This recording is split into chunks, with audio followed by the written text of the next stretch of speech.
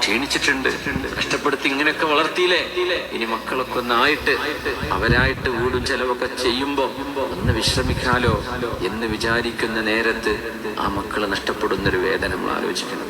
നമ്മളെപ്പോഴും പറയാറുണ്ട്, തവക്കുല് അള്ളാന്റെ മേലെ ചെയ്യാൻ പാടുള്ളൂ, മക്കളെ മേലെ തവക്കുലാക്കരുത്. എന്റെ മോൻ റിസ്ക് തരും, എന്റെ മോൻ അധ്വാനിച്ച് എന്റെ കുടുംബം പോറ്റും എന്ന് വിചാരിച്ചോ, അവിടെ അല്ലാഹു പരീക്ഷണം തരും ആ മകനിലൂടെ.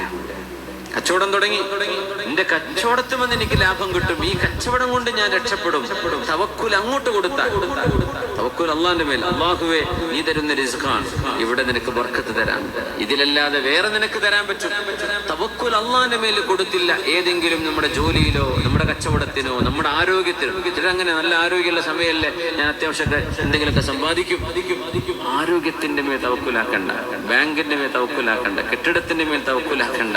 അതിനൊക്കെ അപകടം വരുത്താൻ അള്ളാഹുവിന് എളുപ്പമാണ്, നമ്മൾ വിചാരിക്കുന്ന പോലെ ആവില്ല. എവിടുന്നാണോ നമ്മൾ പ്രതീക്ഷിക്കുന്നത് അവിടെ നിന്ന് നമുക്ക് പരീക്ഷണം വരും, പേടിക്കണം എന്നാണ്.